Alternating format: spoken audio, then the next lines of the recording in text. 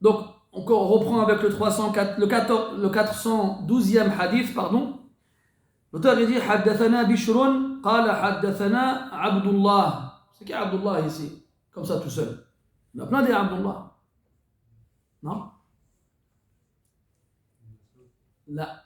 C'est quand c'est le Sahabi. Là, je dis Bishr, qala haddathana Abdullah, ila akhiri as-sanad. Quand c'est Abdullah comme ça, son sanad, son nasab, pardon, al-ghalib, c'est Abdullah ibn Mas'ud, mais pas tout le temps. Là, je t'ai juste dit, le deuxième après le Bukhari.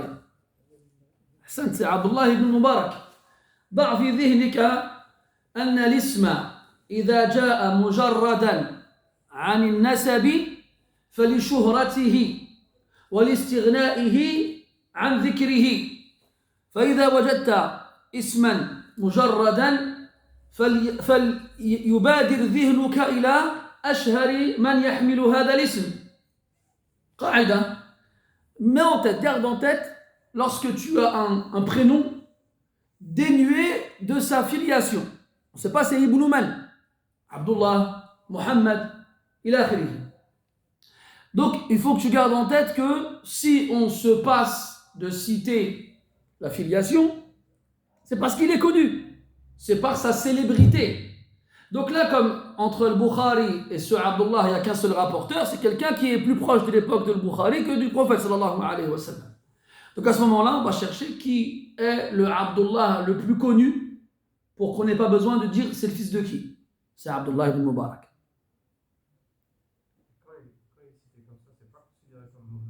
Non, ça c'est voulu, c'est fait exprès. C'est pas Muhammad, c'est volontaire. On sait de qui il s'agit. Et c'est parce qu'on sait de qui il s'agit qu'on n'a pas besoin de citer de qui il s'agit. C'est comme quand on va avoir Mohammed qui rapporte de Anas. Mohammed. Des Mohammed, il y en a plein. Pourtant, on ne dit pas de qui, c'est le fils de qui. Parce que c'est Mohammed ibn Sirin. Il a akhirihi. Donc, ala kulli hal, ça c'est juste parce que donc, dans les rouah, les rapporteurs du hadith, il y en a qui sont beaucoup plus connus que d'autres. Et on n'a plus besoin à ce moment-là de dire ce sont les enfants de qui. Donc, Haddathana Abdullah, qala akhbarana Yunus, عن الزهري ولا الزهري c'est tout ce qui محمد بن شهاب الزهري رحمه الله تعالى قال أخبرني أبو إدريس الخولاني أنه سمع أبا الدرداء يقول. Et le hadith ici, donc c'est une parole attribuée à Abu Darda radiyallahu anhu, et dans une autre version du hadith, elle est attribuée au prophète sallallahu alayhi wa sallam. Ce hadith-là, on est déjà passé dessus, donc avant le Ramadan, c'était le 391e hadith. Et dedans il dit Ala uhaddithukum bima huwa khayrun lakum min as-sadaqati was-siyam. Voulez-vous que je vous informe au sujet de ce qui est meilleur pour vous que la prière et le jeûne? Et bien sûr, on avait vu ensemble qu'ici on parlait de as-salah al-nafila was-siyam at-tatawwu', qu'il s'agissait de la prière surérogatoire et du jeûne basé sur le bénévolat et pas de la prière obligatoire. La prière obligatoire, c'est l'une des meilleures des actions. Donc, il y a des actions qui sont meilleures que d'autres, dans ce qui n'est pas obligatoire. Et nous, on aurait tendance à croire que, dans ce qui n'est pas obligatoire, les meilleures actions, ce sont la prière, le jeûne, ila akhirih. Mais là, il dit, salahu dhatil bayn. C'est le fait de réconcilier entre les gens. Entre les gens. Puis il finit en disant, ala wa inna al-bourda. On avait qu'on pouvait dire aussi, al-birda, hiya al-haliqa. Donc le bourda, c'est la haine. C'est le bourd, qui veut dire détester. La détestabilité. Le fait de détester. Al-haliqa, celle qui rase. Halaqa yahliqu, ça veut dire raser. Donc ici, on a comparé la haine à une lame de rasoir. Et comme une lame de rasoir, lorsqu'elle passe sur la tête, elle ne laisse pas un seul cheveu, eh bien, al-bourda ou al-birda, quand elle est dans le cœur, elle ne laisse rien. De la même façon. Dans une version du hadith, il a rajouté alayhi salam, La aqulu annaha tahliqu ash-sha'r. Je ne vous dis pas qu'elle rase la tête, les cheveux. Innama tahliqu ad-din. Tasta'siluhu. C'est-à-dire qu'elle va raser le din. Ceci, tu détestes ton frère alors qu'il est croyant comme toi, c'est que tu n'as pas pris en considération sa foi. كأن وجود الإيمان فيه لا يساوي عندك شيئا. C'est comme si la présence de la foi en lui, elle ne valait rien chez toi. Alors que c'est par la présence de la foi que on va se considérer frères les uns avec les autres. Donc c'est ton frère et tu le détestes, c'est-à-dire que la foi qu'il a n'a pas de valeur chez toi. Et si elle n'a pas de valeur chez toi, c'est qu'elle n'a pas de valeur chez toi pour lui, elle n'en a pas non plus chez toi, elle n'en a pas non plus pour toi. Donc c'est comme si elle rasait toute présence de din, de religion. Ce hadith-là, on l'a déjà vu précédemment, on ne va donc pas s'attarder dessus. On avait vu aussi كذلك رأينا وذكرنا أن من عادات البخاري رحمه الله تعالى في تصانيفه أنه يعيد ذكر الحديث كلما احتاج إلى شيء مما فيه. فإذا وجد في الحديث مواطن ومواضع شتى أعاد ذكره كلما احتاج إلى ذكره للإشارة إلى هذا الموضوع أو هذا الموطن. لكن إذا أعاد ذكر الحديث ذكره بسند مختلف. On a vu que le Bukhari, il avait l'habitude, dans ses livres, quand il avait un hadith, une narration prophétique, et on trouvait dans ce hadith-là plusieurs sujets différents abordés. Alors il va citer ce même hadith-là dans différents chapitres en fonction des sujets qu'on trouve dans le hadith, puis il va par contre citer le hadith avec une chaîne de narration différente. Par exemple, si on retourne au hadith 391 où il y a celui-ci, on verra que la chaîne de transmission est différente. Donc le Bukhari, soit il va prendre le hadith, il va le résumer, il va prendre le hadith que ce dont il a besoin pour le chapitre, il ne va pas citer le reste, soit il va le citer tel quel dans chaque chapitre où il y aura un lien avec le contenu du hadith. Par contre, il citera à chaque fois une chaîne de transmission différente.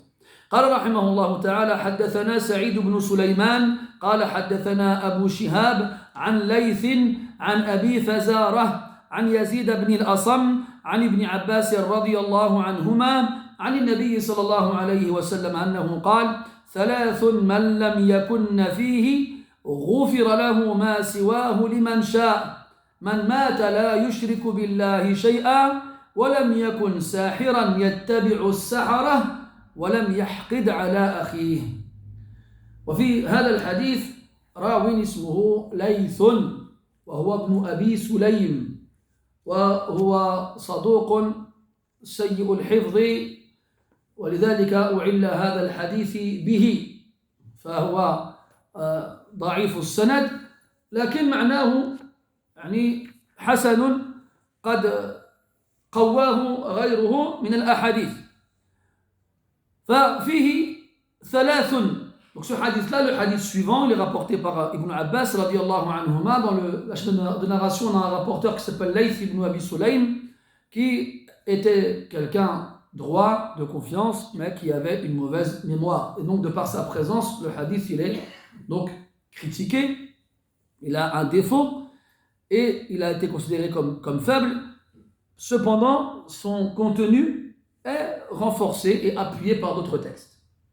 Donc, le prophète aurait dit, sallallahu alayhi wa sallam, il y a trois choses. ثلاث من لم يكن فيه غفر له ما سواه لمن شاء. Donc, il y a trois choses.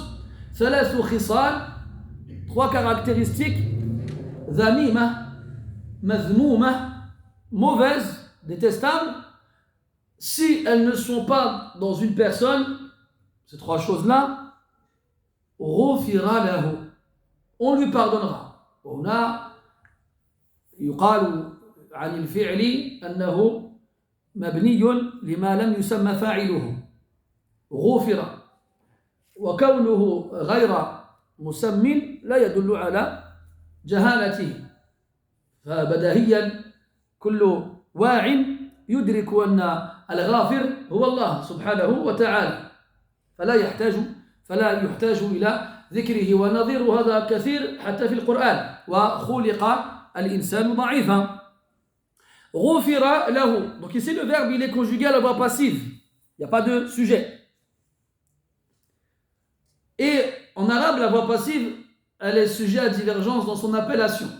Soit on dira que le verbe il est mughayyar as-sira, yani la forme elle a été changée, transformée, soit parce que le sujet est inconnu, majhoul, ça c'est الصيغة المشهورة مبني للمجهول. يعني il a été bâti ainsi parce qu'on ignore qui est le sujet. وهذا غير صحيح. Ça c'est pas vrai à 100%. Des fois on sait qui est le sujet. Parce que justement on n'a pas besoin de l'évoquer tellement on sait c'est qui.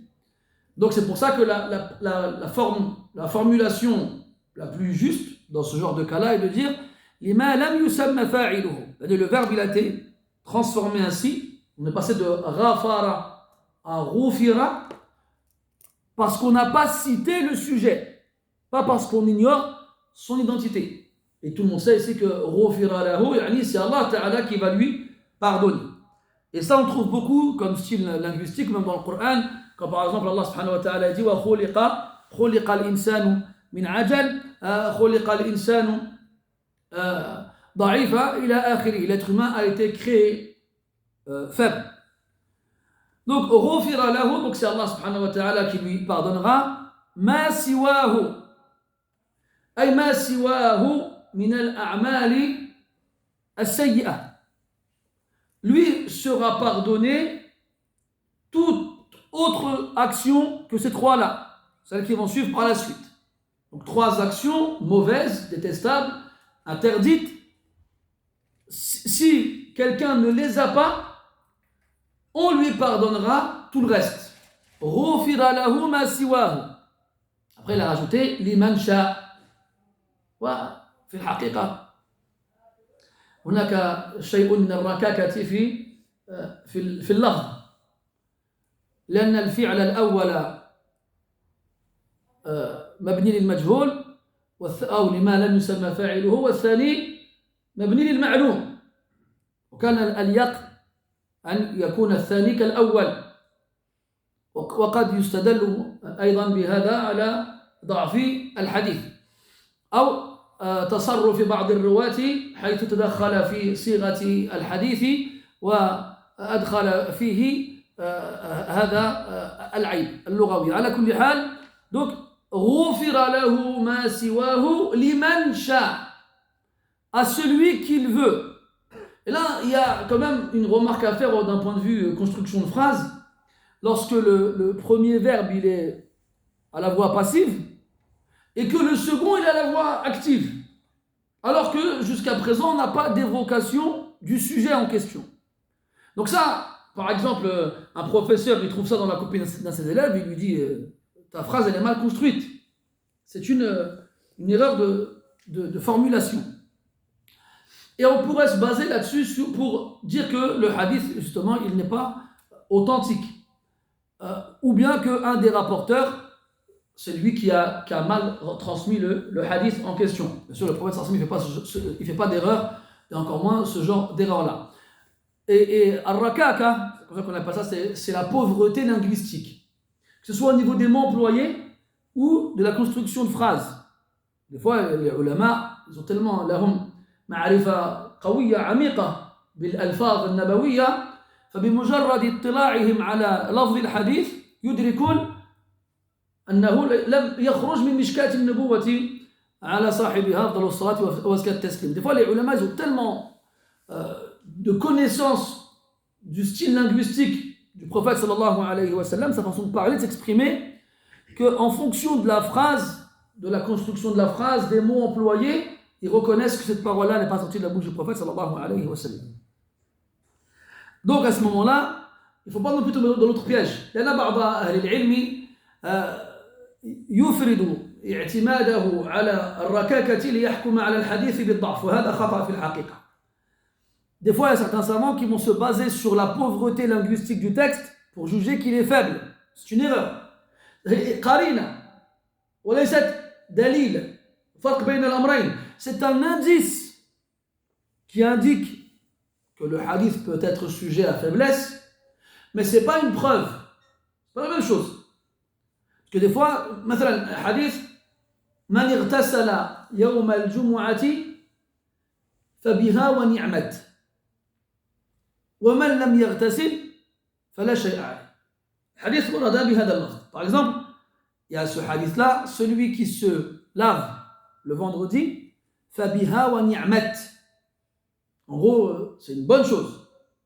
وَمَنْ لَمْ يَغْتَسِلْ فَلَا شَيْءَ عَلَيْهِ. Et celui qui ne se lave pas, alors il n'y a rien, aucun reproche à lui faire. Il y a certains savants qui ont dit que ce hadith-là il était faible parce qu'ils ont estimé que فَبِهَا وَنِعْمَتْ, le ta de ni'mat à la fin, le féminin, il ne revenait à rien de féminin avant. C'était donc une erreur linguistique. Et ils ont dit, c'est pas possible que le prophète ait dit ça. Alors ils ont dit, le hadith est bref. Mais non, on ne peut pas se baser seulement sur ça pour juger le hadith comme étant faible. Non, ce n'est pas suffisant. Parce que des fois, il y a des styles linguistiques qui vont passer outre la règle grammaticale. C'est un style linguistique. On appelle ça des fois, notamment en shi'r, al-darura al-shi'riya. C'est une... On va comment on dit ça? On va casser la règle pour une raison nécessaire. Ala kulli hal, donc ici, غُفِرَ لَهُ مَا سِوَاهُ لِمَنْ شَاءَ. Man al-sha'i, lui sera pardonné, on lui pardonnera. En dehors de cela, à qui il veut. Qui il. Donc bien entendu, le sens, on le comprend, mais la construction de la phrase, elle est problématique. Donc, mettons de côté la construction de la phrase, puis revenons sur le sens. Liman sha, à celui à qui Allah veut pardonner. Liman sha'a Allahu an yaghfira lahu. وهذا يدل على أن الإنسان الذي اجتهد حتى لا يوجد فيه هذه الخصال فأمره تحت مشيئة الله عز وجل يوم القيامة. إذا كانت له ذنوب غير هذه أو غير هذه ولم يتب منها ولم يكفرها بأعمال صالحة فأمره تحت مشيئة الله عز وجل. إن شاء غفر له وإن شاء لم يغفر له. وقد يفهم من هذا التعبير أن الخصال الثلاثة المذكورة بعد قليل من كانت فيه ولم يتب منها ليس تحت المشيئة. وهذا يدل على أن الله تعالى لا يغفر له. Et donc on comprendra aussi de cela que les trois caractéristiques qui vont suivre à la fin du hadith, eh bien, celui qui les aura et ne se sera pas repenti, eh bien, jour de la résurrection, Allah ne lui pardonnera pas. Donc, lui, on lui pardonnera tout le reste pour celui qu'Allah Ta'ala aura voulu. C'est-à-dire que ces actions-là, toutes les autres actions qu'on peut faire, même les grands péchés, ils restent sous la volonté d'Allah Azza wa Jal. Tu arrives devant Allah Subhanahu wa Ta'ala, si tu t'es pas repenti de ces péchés-là, tu n'as pas fait de bonnes actions qui vont les effacer, les expier, alors tu arrives devant Allah avec ces péchés-là. Et ces péchés, comme ils sont inférieurs aux trois évoqués ici, ils sont donc sous la volonté d'Allah Subhanahu wa Ta'ala. S'il veut, il pardonne, s'il veut, il ne pardonne pas. Comme Allah a dit dans le Coran, Inna Allah la yaghfiru an yushraka bih wa yaghfiru ma duna dhalika liman yasha. Qu'Allah il ne pardonne pas à ce qu'on lui associe quoi que ce soit, et il pardonne en dehors de cela à qui il veut. Et quand on dit ça, comme on dit, c'est à l'attention de celui qui ne s'est pas repenti du péché ou n'a pas fait d'actions méritoires qui vont les expier. Il arrive devant Allah, il a ces grands péchés-là qui lui seront exposés. Donc là, Allah Ta'ala, soit il lui pardonne, soit il ne lui pardonne pas. On peut aussi rajouter à cela l'intercession. Yani, un péché, soit tu t'en repens, soit tu as fait des bonnes actions qui vont les effacer, qui vont effacer ce péché-là, ou troisième position, le jour de la résurrection, tu t'es pas repenti, tu n'as pas fait de bonnes actions pour effacer ce péché-là, mais Allah Ta'ala, il accorde l'intercession à quelqu'un pour toi, et alors il te pardonne. Donc il y a des moyens, alhamdulillah, de se faire pardonner des péchés qu'on a faits, dont on ne s'est pas repenti, et qu'on n'a pas effacé par les bonnes actions. Voilà qu'il ne faut pas non plus jouer avec le feu. Ces moyens-là, il faut les mettre de son côté, ici-bas, de son vivant. Pas se dire, on va attendre le qiyamah, wa hadith shfa'fina ou nous foutou. Quelqu'un va se dire quoi? On va attendre la résurrection, quelqu'un il vient, il va intercéder en notre faveur, et on passera. On en connaît plein de salihin, masha'Allah. On se dit peut-être que l'un d'entre eux, Allah Ta'ala l'acceptera son intercession. Walakin si, parce qu'en fait, vous savez que l'intercession, shafa'a, la budda min shurutin thalatha. إذنه عز وجل ورضاه عن الشافع ورضاه عن المشفوع فيه. L'intercession a trois conditions pour qu'elle passe. Qu'Allah la permette avant toute chose, qu'Allah soit satisfait de celui qui intercède et qu'Allah soit satisfait de celui pour qui on intercède. Les deux.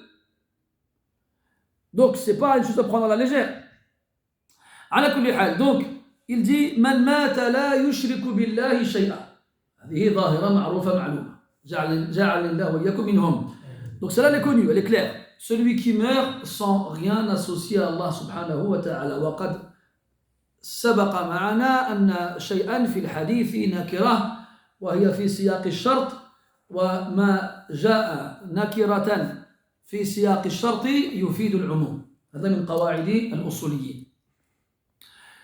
Celui qui meurt, man mata. On a dit celui, non. C'est quiconque meurt.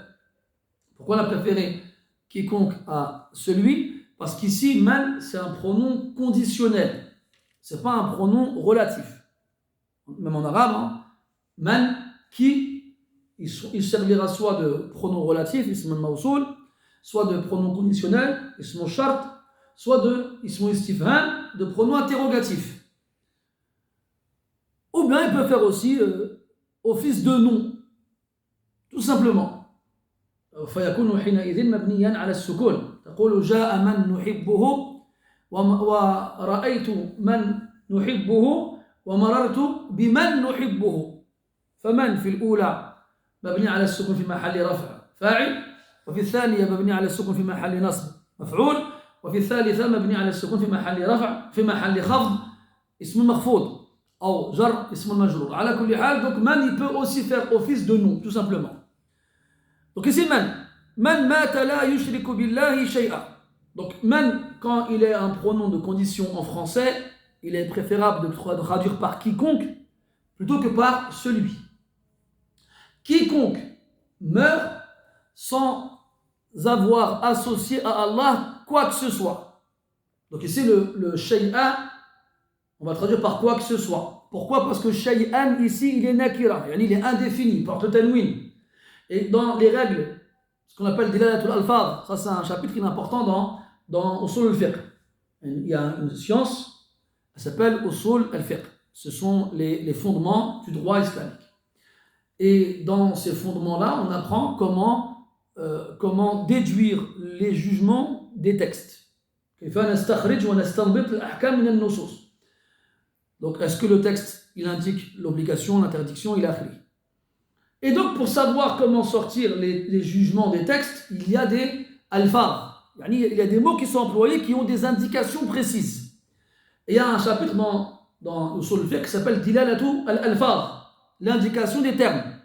Après, c'est un chapitre principal sur lequel il y a beaucoup de sous-chapitres, parmi eux, Dilalatu al-Alfaz al-Umum, les termes qui indiquent la généralité. Donc il y a des termes qui sont classiques, kullu par exemple, ou bien an-nas par exemple, ou bien jami' ila akhiri, c'est des noms qui indiquent la généralité. Puis on a des règles. Lorsqu'on a un terme indéfini sur lequel repose l'action, dans un contexte négatif ou de condition, il indiquera la généralité. Ici, man mata la yushriku billahi shay'a. Donc quiconque meurt sans avoir associé à Allah quoi que ce soit. Rien. Et donc si ce shay'an indéfini, il indique la généralité, ça veut dire qu'il va englober toutes les formes de shirk. Al-akbar wal-asghar, le grand et le petit. وإلى هذا ذهب ابن تيمية رحمه الله تعالى إلى أن الشرك الأصغر لا يغفره الله عز وجل لمن لم يتب منه. Et donc, c'est pour cela que certains savants, comme Ibn Taymiyyah, rahmatullah alayhi, il a dit que même le shirk mineur, l'association mineure, Allah ne le pardonne pas, ne la pardonne pas. Pour celui qui ne s'en repent pas, bien sûr. Amma celui qui se repent, Allah il lui pardonne le grand et le petit. La haraj. Amma celui qui meurt sur un shirk al-asghar sans s'être repenti, Allah ne lui pardonnera pas ce shirk asghar. طيب إذا إيش الفرق بين الشرك الأصغر والشرك الأكبر؟ Dans ce cas-là, quelle est la différence entre le shirk majeur et le shirk mineur? Donc, le shirk al-akbar ينقل صاحبه من الملة ولا يغفره الله عز وجل من صاحبه ويخلد صاحبه في النار. L'association majeure, Allah ne lui pardonne pas. Et, il fait exclure celui qui l'a accompli de l'islam. Allah ne lui pardonne pas et il sera en enfer éternellement. Si s'en est pas repenti, on précise, bien entendu. Al-Shirk al-Asghar, Allah ne le pardonne pas si on ne s'en repent pas. Mais on ne sort pas de l'islam quand on le fait et on ne va pas en enfer éternellement si on y va, à cause de ce péché-là. D'accord? Donc le péché, le fait qu'Allah ne le pardonne pas, ça ne veut pas dire obligatoirement que tu vas aller en enfer. Non, si tu as d'autres hasanat à côté qui vont alourdir ta balance de bonnes actions, même si ce péché n'était pas pardonné, le reste des bonnes actions te fera rentrer au paradis par la miséricorde d'Allah subhanahu wa ta'ala. Mais ça veut dire que tu auras dans ta balance de mauvaises actions un péché qui ne sera pas pardonné. Et donc c'est pour ça ولذلك يجب الحذر من الشرك بجميع أنواعه. Et c'est pour cela qu'il faut faire attention à l'association, au polythéisme sous toutes ses formes. Le majeur, le mineur, il a fini. Donc, man mata, celui qui meurt, man mata, quiconque meurt, la yushriku billahi shay'a. On a vu ensemble, al-mawta ala al-tawhid, laysa bayna aydina. Ce n'est pas à nous de décider si on va, de choisir si on va mourir sur le tawhid. On l'espère, on le souhaite, mais c'est Allah Ta'ala qui permet, à qui il veut de mourir sur le tawhid. Mais parmi les causes qui permettent de mourir sur le tawhid, c'est de vivre sur le tawhid. C'est pour ça qu'Allah subhanahu wa ta'ala a dit قُلْ إِنَّ صَلَاتِي وَنُسُكِي وَمَحْيَايَ وَمَمَاتِي لِلَّهِ رَبِّ الْعَالَمِينَ. Ma vie et ma mort, elles sont pour Allah subhanahu wa ta'ala la sharika lah, sans aucune association, sans aucun associé. Donc Allah ta'ala il a commencé par la vie après la mort, parce que c'est donc la vie qui précède la mort, et que celui qui a vécu sur le tawhid, alors, Inch'Allah, il mourra sur le tawhid. Tawhid al-khalis. Tawhid pur. Il a dit la yashubuhu shirkun biwajhin min al-wujuh. Il sera pas un tawhid pur qui ne sera pas entaché par l'association de quelque façon possible. Man mata ولم يشرك أو لا يشرك بالله شيئا. هذا هو الأول. ثم قال ولم يكن ساحرا ويتبع السحرة. Et qu'il ne sera pas le second, la deuxième caractéristique qu'il ne faut pas avoir pour qu'Allah nous pardonne tout ce qu'on a fait, s'il le veut, c'est de ne pas être un sorcier. On avait vu ensemble que كل كلمة تتكون من هذه الأحرف الثلاثة السين والحاء والراء فإنها تدل على الخفاء. Tout mot qui sera composé de ces trois lettres-là, السين, الحاء والراء, on trouvera dans ce mot-là une indication, quelque chose qui indique, un sens qui indique la dissimulation, le fait d'être caché. Donc on a sihr, la sorcellerie. Le sorcier il se cache pour faire ça. On a as-sahar. As-sahar, c'est la fin de la nuit. D'accord? Donc c'est la fin de la nuit juste avant l'aube.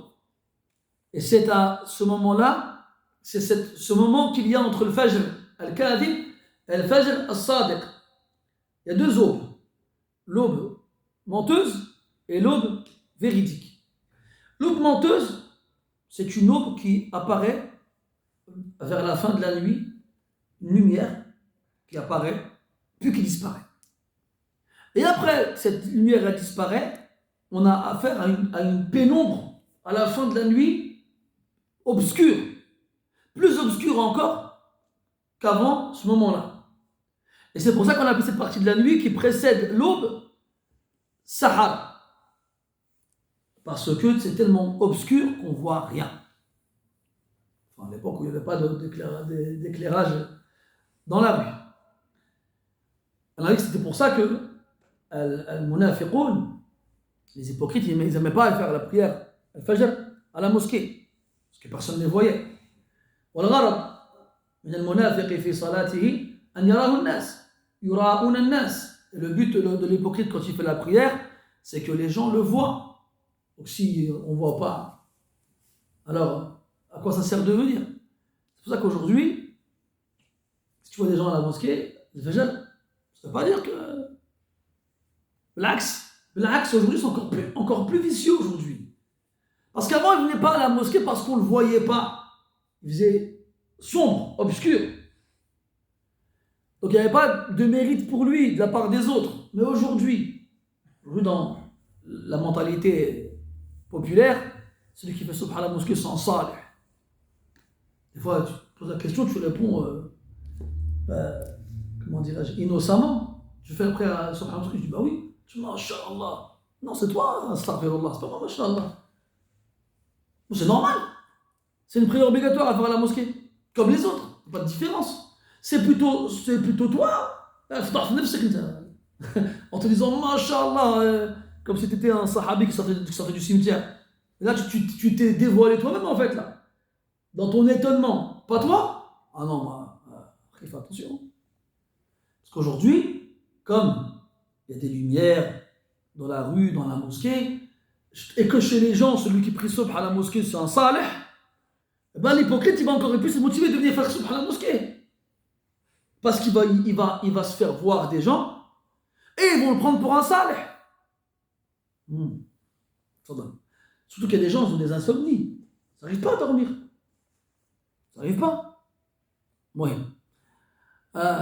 Donc on parlait de Sahar. Comment je suis arrivé moi? Sahir, la sorcellerie, Sihr, Sahar, il a écrit. Donc, Sihr, c'est la sorcellerie. D'accord? Et bien entendu, en plus du fait qu'on nous croyons en la sorcellerie, la sorcellerie fait partie des grands péchés, les péchés capitaux, al-mubiqat, et qui annulent l'islam de celui qui le fait. Min nawaqid al-islam, ça annule l'islam de celui qui pratique la sorcellerie. ذكر ابن عبد الوهاب رحمة الله عليه في رسالته نواقض الإسلام السحر. Ibn Abdul Wahhab rahmatullah alayhi, dans sa missive, son épître, les actes qui annulent l'islam, il évoque la sorcellerie. En sachant que, peu de gens le savent, dans cette missive, dans cette épître, ce petit livre, et Mohammed ibn Abdul Wahhab rahmatullah alayhi, il cite 10 nawaqid, 10 actes qui annulent l'islam. Pourquoi il n'en a cité que 10 alors qu'il y en a beaucoup plus? لأن هذه العشر مما انعقد الإجماع بين العلماء عنها. Parce que ces 10 actes qui annulent l'islam sont 10 actes sur lesquels il n'y a pas de divergence entre les savants. يعني كيف يقال في عناوينها. أما التفريعات فقد يكون فيها شيء من الخلاف. Dans leur titre, dans leur appellation. Après, des fois, quand on rentre dans certaines masaïl, on pourra trouver quelques divergences. Mais, dans tous les cas, al-sihr yanqulu al-sahir min da'irat al-islam. La sorcellerie fait sortir le sorcier de l'islam. La yajtami'u الإسلام أو الإيمان وممارسة السحر في شخص واحد. Non. Ni la foi et la pratique de la sorcellerie ne se réunissent pas chez une seule personne. Mustahil. حتى قال الفقهاء أن الساحر يقتل وإن تاب. Au point où les fuqaha, ils ont dit que le sorcier, sa peine, sa sentence, sa sanction, c'est l'exécution. On l'exécute même s'il se repentit. Même s'il se repent. Même s'il se repent quand on l'a attrapé. Après, si on n'a pas attrapé, c'est pas la même chose. على كل حال, pourquoi علاش لماذا يقتل مع توبته من سحره لأن مثله لا يؤمن عليه ولا يؤمن منه. Parce que quelqu'un comme ça, on ne peut pas lui faire confiance. لأن تجارة الساحر الخداع والمكر والمكيدة والكذب والغش. Parce que la marchandise du sorcier, c'est le mensonge, la tricherie, la traîtrise, la tromperie, les manigances, les ruses. On ne peut pas lui faire confiance. As-sahir. As-sahir, donc le sorcier, et dans le Coran, des adillah, des preuves qui indiquent sa mécréance en son nombre. Il y en a, je veux dire, beaucoup.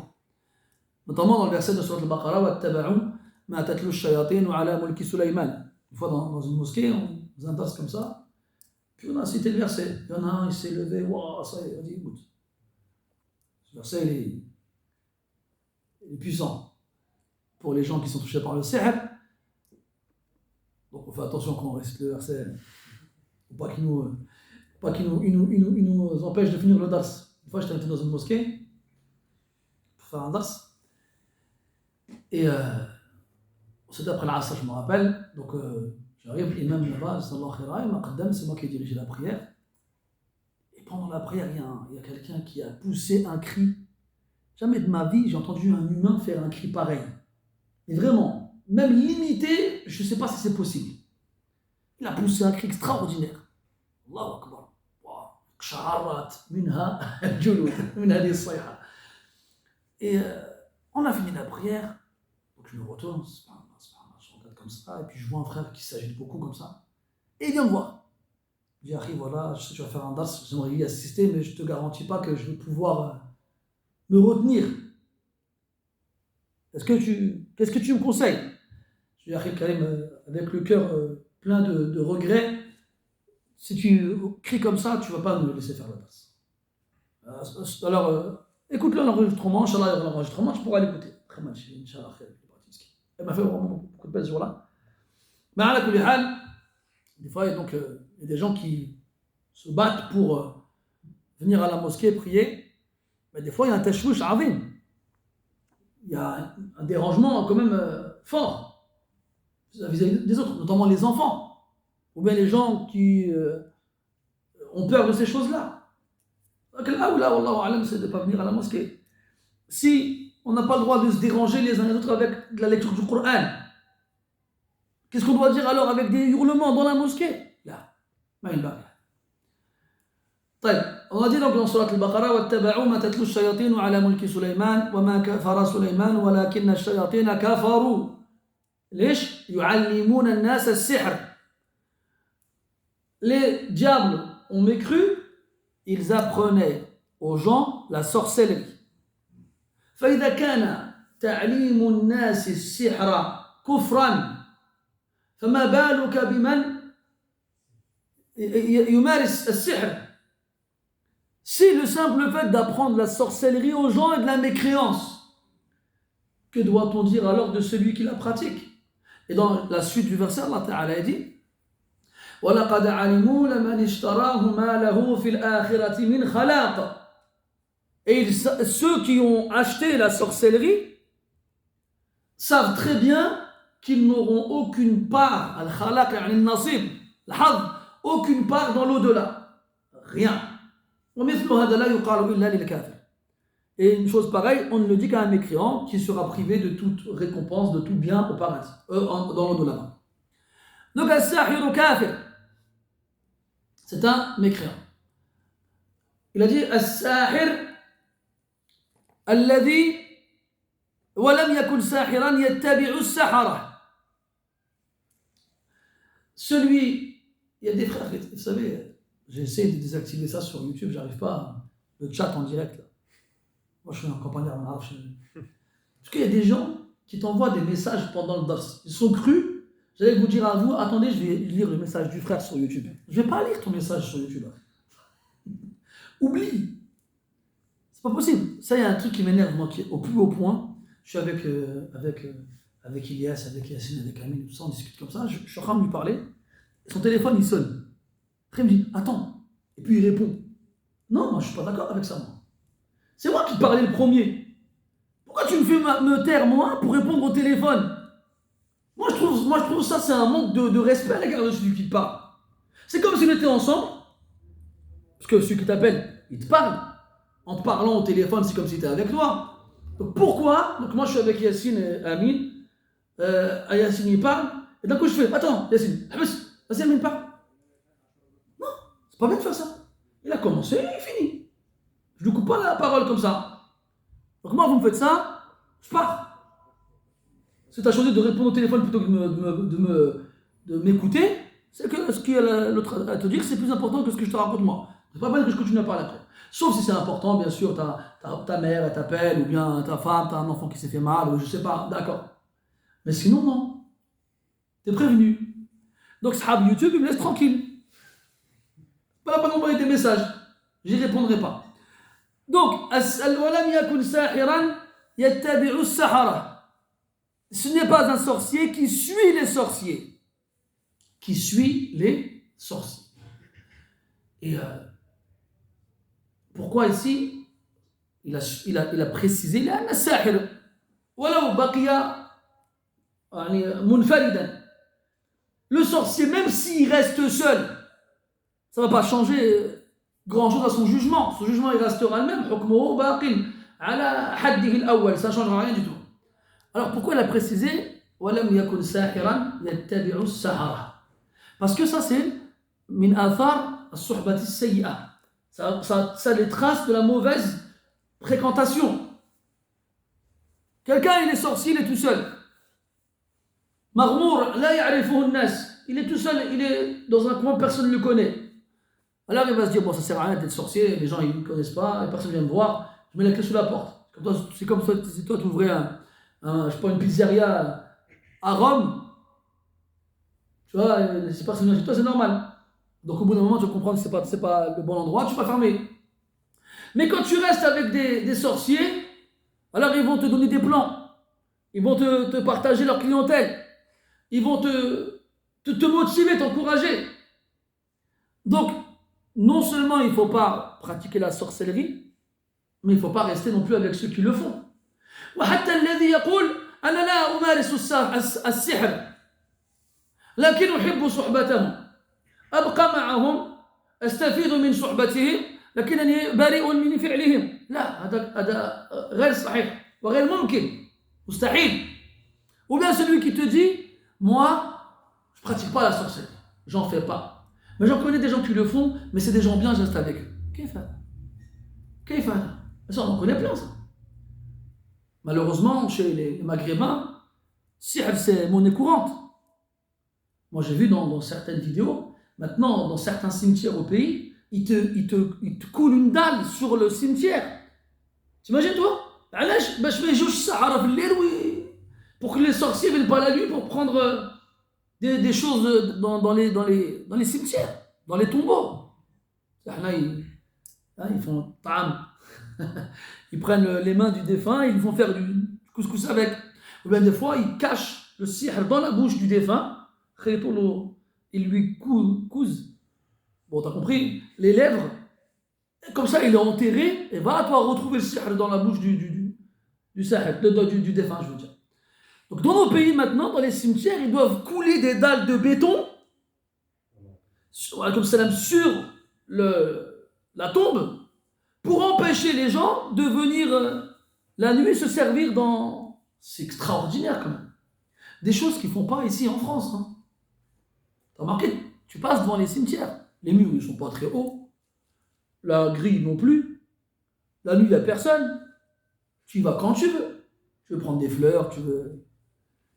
Et les tombes les plus simples, il n'y a rien dessus. Il n'y a rien. Et pourtant, il n'y a personne en France qui a pensé à faire ça. Mais dans nos pays à nous, on a. Donc il y a des gens, des fois, moi je me rappelle quand j'habitais avant, pas loin d'ici, quand j'étais petit, hein, il y avait une dame, après c'était une réputation, Allahu a'lam est-ce que c'est vrai ou pas, madri. Mais c'était yunqalu bit-tawatur. C'était rapporté bit-tawatur. Tout le monde. Ouais, fais sihr, fais sihr, fais sihr. Mais c'était. Et cette dame-là, quand elle faisait des mariages, toute la cité, elle allait au mariage. Ouais, dans tous les cas, des sorciers, il y en a. Il y en a beaucoup. Et des fois, ils viennent à la mosquée. Ils se font voir auprès des gens comme étant des pieux, qui ne ratent pas une prière à la mosquée, avec Subhan, en train de faire Subhanallah, Alhamdulillah, et akhiri, en train de prendre le mushaf. Pour que les gens ils le voient, ils disent ah, lui, c'est quelqu'un de bien. Et un jour, il va te dire si tu es malade, passe à la maison. Tu es malade, j'ai un remède pour toi. Après, il va te dire tu vas me chercher un coq avec un grain de beauté ici. Oh, comment je trouve un grain de beauté dans un coq avec un grain de beauté? Ala kulli hal. Donc, ces gens-là, ils sont parmi nous. C'était étonné dans certains pays du Maghreb qu'on ne citera pas, même si la première lettre commence par un M. Il y a des Saharas qui ont des hawanites. Ils ont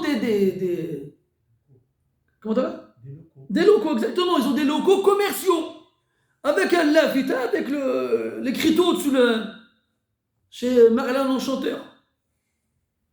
Ou la Mohim. Normal. C'est devenu adi dans des pays musulmans, des pays musulmans.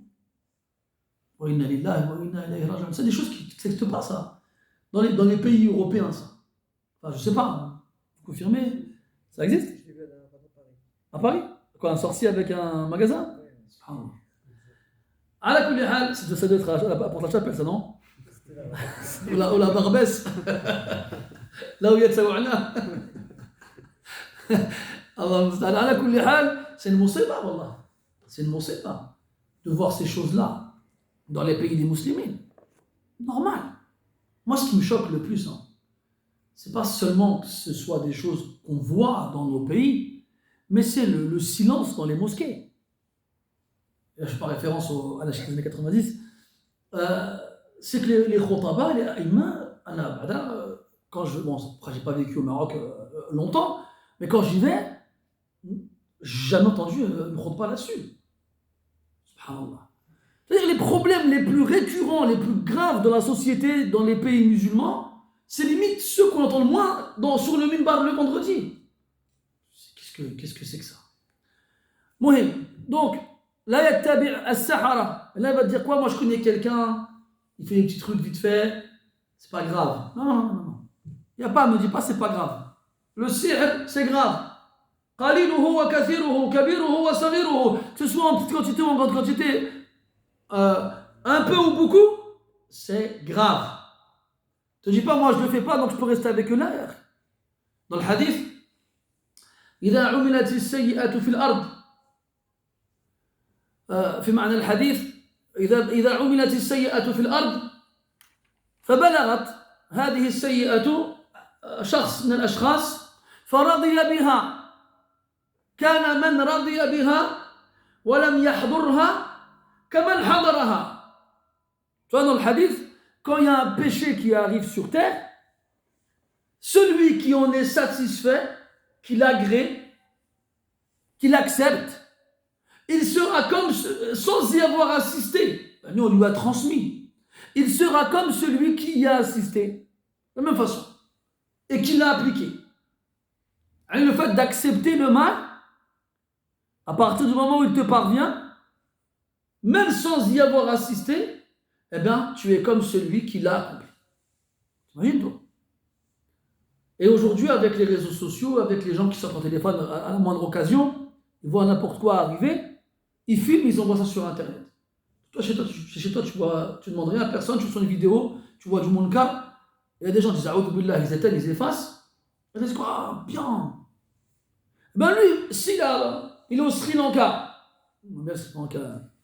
Si on va dire il est au Tibet, Allah, on va aller plus loin. Il est au Tibet et il reçoit une vidéo de quelqu'un qui est en Argentine. Pour ceux qui sont forts en géographie, l'Argentine c'est la pointe au sud, extrême sud de l'Amérique latine. Et le Tibet c'est limite, c'est aux frontières chinoises au sud. Donc il est au Tibet, il voit une vidéo d'un munkar qui se passe en Argentine, à Buenos Aires, et il dit oh bien, eh ben, les milliers de kilomètres qui le séparent de l'endroit où il a lieu, il s'efface automatiquement. Et il aura le même péché que celui qui a fait le péché à la base. Et c'est ça en fait ici. Plus le péché que tu vas supporter, que tu vas accepter, que tu vas agréer, il est grave, plus le péché que tu auras, il le sera. وَلَمْ يَكُنْ سَاحِرًا وَلَا يَتَّبِعُ السَّحَرَ. Il ne suit pas les sorciers.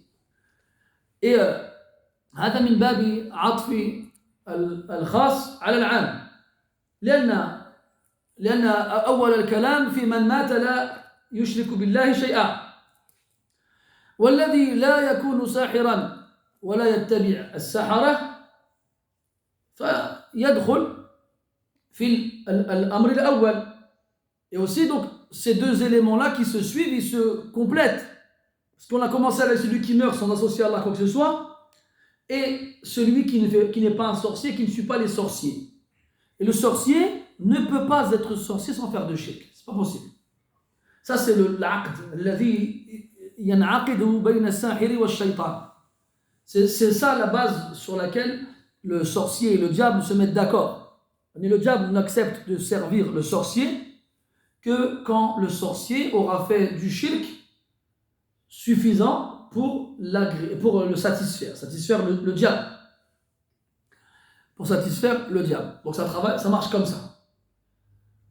Donc ça va ensemble en fait. Forcément celui qui meurt sans avoir fait de shirk, il n'a pas fait de sihr. Donc pourquoi alors est-ce qu'on a cité le sihr et le fait de suivre les sorciers après avoir dit celui qui meurt sans avoir associé à Allah quoi que ce soit? C'est pour montrer la gravité du sihr et la gravité du fait de suivre les sorciers. Puis il finit en disant وَلَمْ يَحْقِدْ عَلَى أَخِيهِ وَهَذَا هو محل الشاهد من الحديث ولأجل هذا أو هذه الخصلة أورد المصنف رحمه الله هذا الحديث في هذا الباب. Et enfin, la dernière chose, وَلَمْ يَحْقِدْ عَلَى أَخِيهِ, يعني il n'a aucune animosité, aucune haine, aucune rancœur envers son frère. Aucune rancœur envers son frère. Et c'est pour cette partie-là en question que l'auteur, rahimahullah ta'ala, il a cité ce hadith dans ce chapitre. Al-hiqd. Hiqd, c'est toutes les rancœurs, tous les sentiments mauvais qu'on a vis-à-vis des autres dans la poitrine. Ad-dara'im. Les ressentiments, si je ne dis pas de bêtises en français. Donc, celui qui meurt sans avoir associé à Allah quoi que ce soit, celui qui n'a pas été un sorcier, qui n'a pas suivi les sorciers, et celui qui n'a pas de rancœur à l'égard de son frère. Et donc, le musulman toute sa vie, يحذر أشد الحذر أن يقع في الشرك. Toute sa vie, le musulman, il fait attention de ne pas tomber dans le shirk. Et puis le shirk, comme il a plusieurs formes, et qu'il existe du shirk khafi, du shirk caché, discret, que beaucoup de gens ignorent, eh bien, c'est pour ça que beaucoup de gens tombent dedans sans même le savoir. Donc, ça indique la difficulté de l'action. Puis après, il y a al-sahir qui suit al-sahara. Et من أعظم وأقوى أسباب وجود الحقد والبغضاء والشحناء بين الناس وجود السحر بينهم. D'ailleurs, le sihr on va aller vers le sihr à cause de l'hiqd et à cause de la rancœur et de la rancune et de la haine et de la jalousie et de la colère ila akhirihi envers les gens. Puis ensuite, le sihr, il va causer les mêmes choses chez les gens. C'est pour ça que le mal du sorcier, il est tellement grave que la seule sentence qu'il mérite, c'est la mort, l'exécution. Et bien sûr, quand on parle de sentence et d'application, hein, vous connaissez la chanson, comme qui dirait l'autre, c'est bien entendu dans des circonstances classiques, officielles, avec un tribunal, un juge officiel, il a akhiri. C'est pas toi, tu vois un sorcier dans la rue en train de sortir un lapin de son chapeau et hop, tu vas lui mettre un coup de couteau dans le dos. Non. Là, tu vas finir en fleuriste, c'est tout ce que tu vas gagner. D'ailleurs, il y a un hadith comme ça, mais c'est des circonstances différentes. C'était Samura, je crois, Samura ibn Jundub, radiyallahu anhu, qui a vu un attroupement. Alors il s'approche comme ça et puis il voit un sorcier avec un assistant. Il lui enlevait la tête et il lui remettait. Je me dis, waouh! Samura, il voit ça. أخرج سيفه وذبحه ثم قال له رد رأسك إن استطعت إليه سبيلا. Samura, il voit ça. Il dit, bon, il sort son épée de son fourreau. Il lui raccourcit les cheveux au niveau des oreilles. Il lui coupe la tête, puis la tête elle roule par terre comme ça, et les gens sont choqués. Après, Samura, en mettant le sabre dans son fourreau, il dit au sorcier, ben vas-y maintenant, remets la tête comme avec ton pote là. Et pour vous dire, hein, Samura c'est un sahabi, et bien à l'époque où il a fait ça, et ben il a été en prison pour ça. Vous voyez tout? Ils l'ont mis en prison pour ça, pourtant il était un compagnon, et c'était à l'époque un siècle, même pas un siècle après la mort du prophète. Et dans un pays où il n'y a que l'islam qui domine. Et pourtant, c'est pourquoi? Pas parce qu'il a mal agi, mais pour pas ouvrir la porte aux gens. Pour pas que les gens disent, ah bah c'est bon, dès que je vois un sorcier, donc je sors mon épée, je le tue. Après les gens, chacun, les uns les autres, ils vont interpréter la sorcellerie différemment, ils vont s'accuser les uns les autres. Oh, c'est comme aujourd'hui, j'arrive pas à trouver du travail, j'arrive pas à me marier, je crois qu'on m'a fait un siècle. Ça aussi, les frères, arrêtez, les frères et les sœurs, tous les musulmans. Vous croyez vraiment qu'il existe un siècle pour pas que tu trouves du travail? Je crois qu'il va envoyer un shaitan dans l'ordinateur de la NPE pour t'empêcher de... Subhanallah. Les bases du sihr, c'est al-fasl ou al-wasl. D'accord? Les bases du sihr, c'est soit séparer deux conjoints, soit attirer deux personnes. Dans le verset, وَيَتَعَلَّمُونَ مِنْهُمَا مَا يُفَرِّقُونَ بِهِ بَيْنَ الْمَرْءِ وَزَوْجِهِ. Et ils apprennent d'eux, de Harut et Marut, ce avec quoi il sépare l'homme de son épouse. Donc, tafriqa, al-fasl, la séparation. Oui, le sihr, il est là. Oui, on y croit. Il ne faut pas lui donner des pouvoirs extraordinaires. Oh, je suis alaykoum. Il ne faut pas que tous vos malheurs, vous croyez qu'ils aient un rapport avec le sihr. Non. ذَلِكَ بِمَا قَدَّمَتْ أَيْدِيكُمْ. Tous les malheurs qui nous arrivent, c'est nous les responsables. Ce sont nos péchés, c'est à cause de nos péchés. C'est la base. Il ne faut pas que chaque fois qu'il t'arrive quelque chose, toi c'est impossible que ce soit ta faute. Alors tu vas chercher un aïn ou un sihr. Je crois que j'ai un aïn. Mais qu'est-ce que tu as pour qu'on te fasse un aïn? Qu'est-ce que tu as? Regarde l'incohérence de la chose.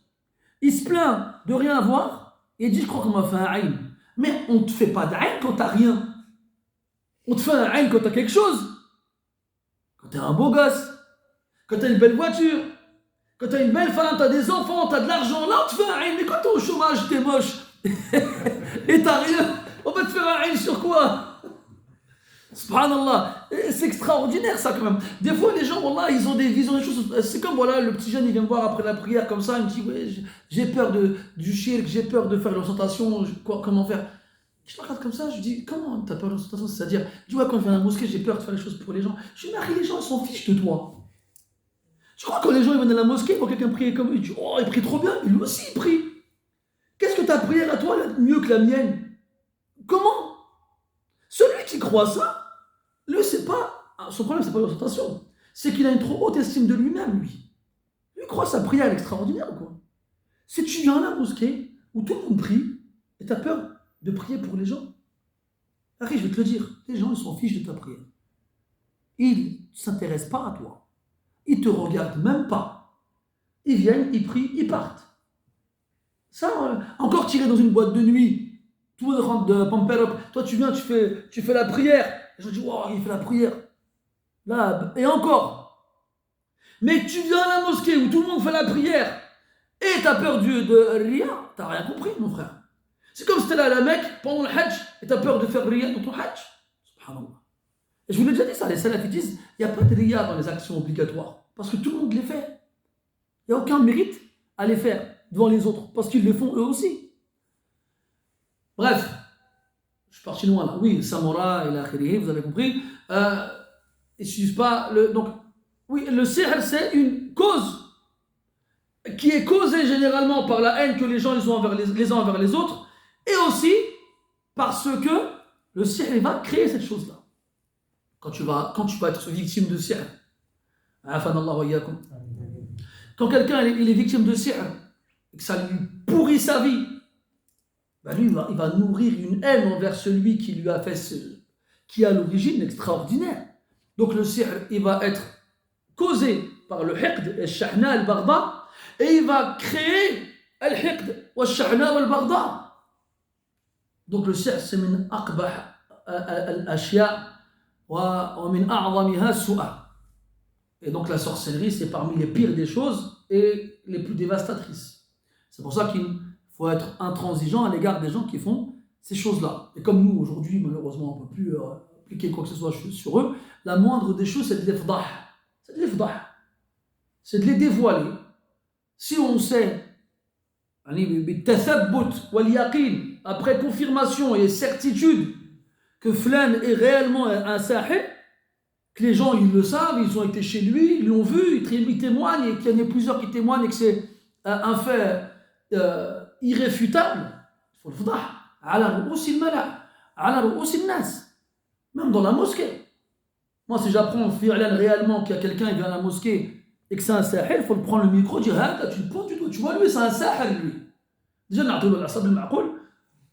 on lui fait passer un joli quart d'heure, il fait fermer les portes de la mosquée, éteignez les lumières, comme ça il ne pourra pas dire c'est lui.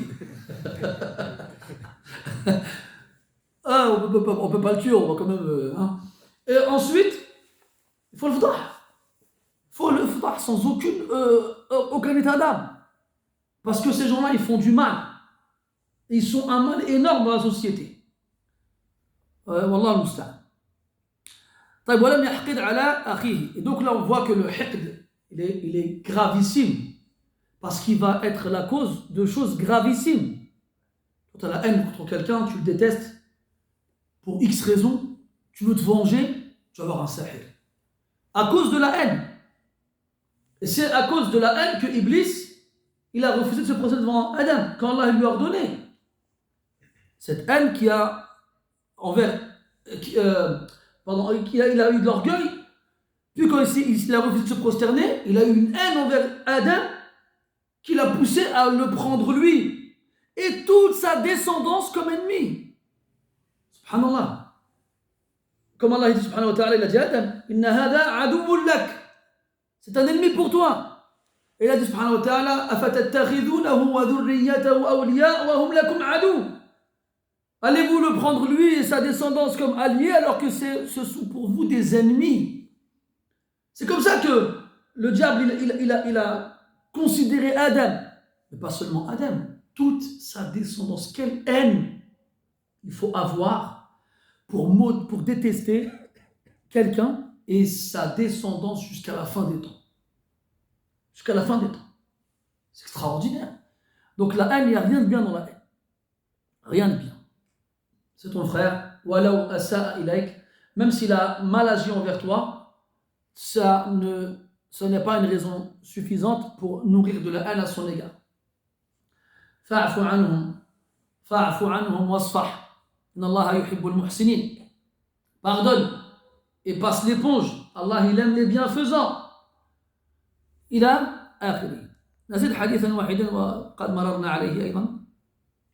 On passe au chapitre suivant, le 193, il y a un seul hadith dedans, et on l'a déjà vu précédemment, donc on va passer dessus rapidement. قال رحمه الله تعالى حدثنا إسماعيل بن أبي أويس قال حدثني محمد بن هلال بن أبي هلال مولى بن كعب المذحجي عن أبيه أنه سمع أبا هريرة رضي الله عنه قال سمعت النبي صلى الله عليه وسلم يقول لا يحل لرجل أن يهجر مؤمنا فوق 3 أيام فإذا مرت 3 أيام فليلقه فليسلم عليه فإن رد عليه السلام فقد اشترك في الأجر وإن لم يرد عليه فقد برئ المسلم من الهجرة المسلم أو المسلم لعل هذا أحسن وأصح من المذكور في الباب أو في النص المقروء. Donc ce hadith-là, on l'a déjà vu précédemment, pas forcément sous la même forme exactement, mais à quelque chose près. Il dit sallallahu alayhi wa sallam, لا يحل لرجل أن يهجر مؤمنا فوق 3 أيام.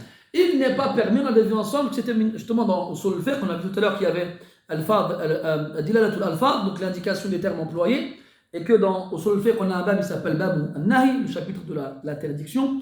L'interdiction est exprimée de plusieurs façons. L'expression de base de l'interdiction, c'est al-fi'l al-mudari' al-masbuq bila an-nahiya. C'est le verbe au mudari' qui est précédé par la an-nahiya. Parmi les formes qui expriment l'interdiction, la yahil, nafyu al-hil, c'est-à-dire la négation de la licéité. Il n'est pas permis, il n'est pas licite. Donc quand tu verras la yahillu dans un texte, alors tu pourras déduire que ce qui suit est haram. S'il n'est pas halal, il est haram. La yahillu li rajulin, il n'est pas permis pour un homme.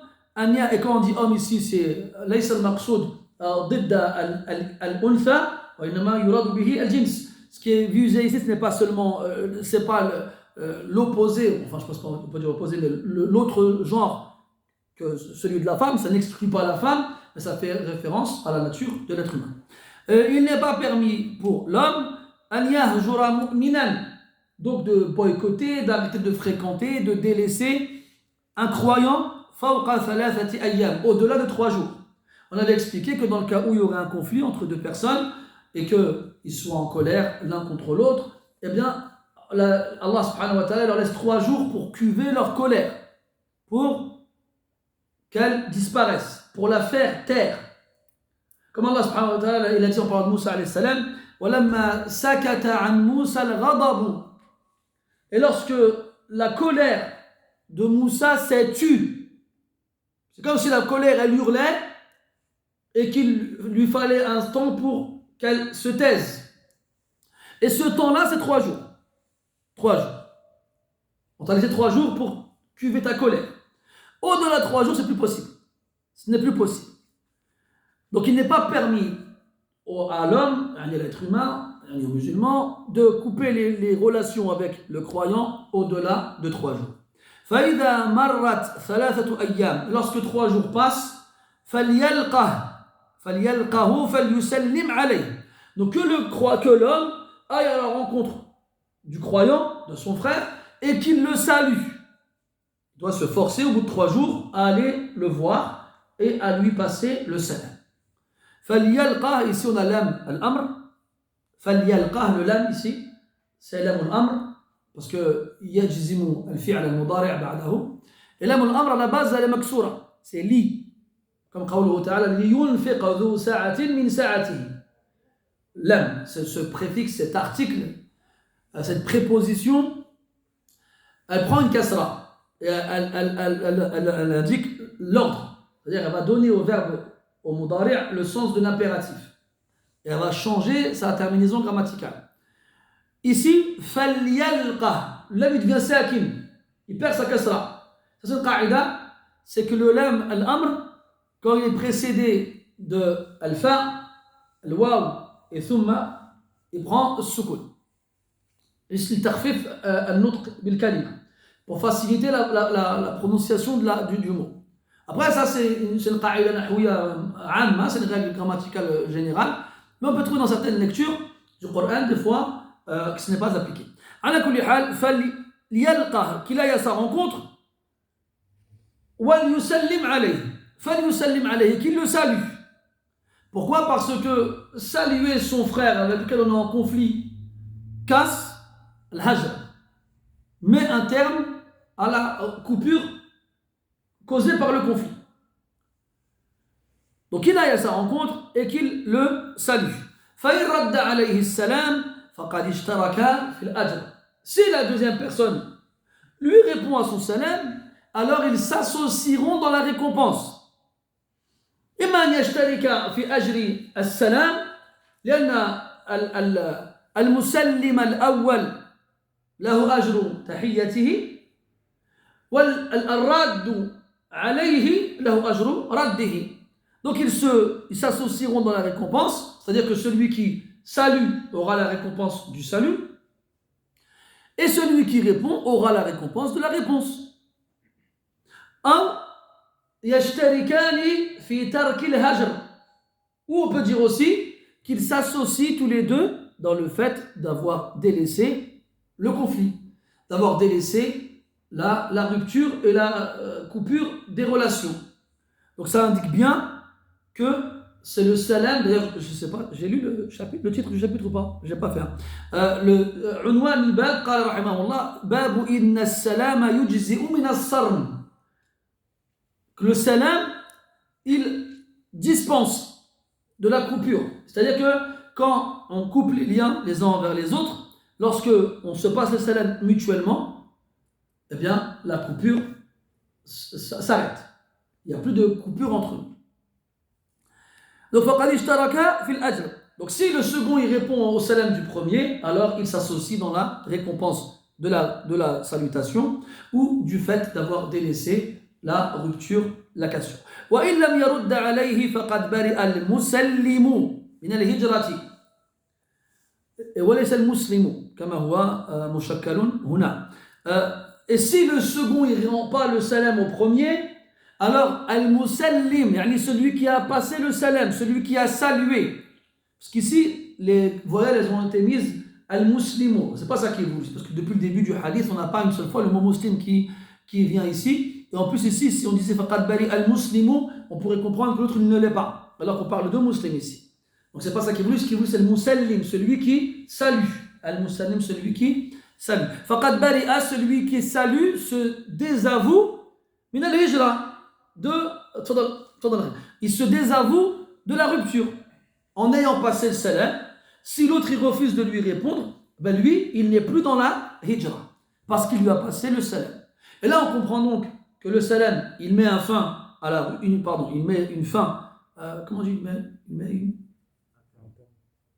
terme, voilà c'est ça, il met un terme à la rupture, et même si l'autre refuse de répondre, eh bien, à partir du moment où tu as passé le salam, c'est suffisant. Et ça nous montre aussi une chose importante, c'est qu'il n'est pas obligatoire de nouer, de nourrir, je veux dire, d'alimenter des relations avec tout le monde. À partir du moment où on se passe le salam. On n'est pas tous les mêmes, on a des personnalités différentes. On verra après le hadith de Aïcha, inna al-arwah junudun mujannada, fama ta'arafa minha atalaf. On verra ensemble plus tard, Inch'Allah, le hadith de Aïcha radiyallahu anha, où il dit sallallahu alayhi wa sallam que les âmes des humains sont des troupes, une armée divisée en plusieurs troupes. Celles d'entre elles qui se reconnaissent s'unissent, et celles qui ne se reconnaissent pas se séparent. C'est, comme on dit, des affinités. Instinctivement, naturellement, eh bien, il y a des âmes qui ont des affinités et qui s'entendent. Et d'autres non. Donc tu ne peux pas t'entendre avec tout le monde. Ça ne veut pas dire forcément que tu ne t'entends pas avec lui, tu ne le parles pas. Tu lui donnes haqqul muslim, le droit du musulman. Sallam alayh, idha laqitah, tushammituhu, idha atisa wa hamidallah, tazuruhu idha marid, tulabbi da'watahu idha da'ak, wa tushayyi'u janazatahu idha mat. Donc le hadith ma'rouf des droits des musulmans les uns sur les autres, lorsqu'il te passe le salam, tu lui réponds, et lorsqu'il éternue, il dit alhamdulillah, tu dis alhamdukallah, et lorsqu'il t'invite, tu réponds à son invitation, et lorsqu'il tombe malade, tu le visites, et lorsqu'il meurt, tu accompagnes son convoi funéraire. Les droits du musulman. À partir du moment où tu t'es acquitté ces droits-là, au lieu d'aller manger avec lui, de vivre avec lui, de passer toutes tes journées avec lui, pas obligé. Si on ne s'entend pas, c'est pas grave. Ce qui compte, c'est qu'au moins, quand il passe le salam, tu lui rendes le salam. Et le conflit, il est possible aussi, même si le musulman il fait tout pour ne pas se disputer avec son frère. Mais si ça arrive et qu'il y a la colère, eh bien on va laisser 3 jours maximum pour que la colère passe. Et au bout de 3 jours, on doit retourner auprès de son frère. L'idéal, c'est de s'excuser et de renouer des liens avec lui, fraternels, Et si ce n'est pas possible, alors au moins on se contente de lui passer السلام. طيب نكتفي بهذا القدر إن شاء الله تعالى، ونسأل الله سبحانه وتعالى أن يجعلنا إخوانا في الدنيا على طاعته وفي الآخرة على سرور متقابلين. On demande à Allah Azza wa Jalla qu'il nous compte, qu'il fasse que notre fraternité ici-bas soit sous son obéissance et dans l'au-delà, dans les jardins du paradis. سبحانك اللهم وبحمدك أشهد أن لا إله إلا أنت نستغفرك ونتوب إليك وصلى الله على نبينا محمد وعلى آله وأصحابه أجمعين والحمد لله رب العالمين وبارك الله فيكم.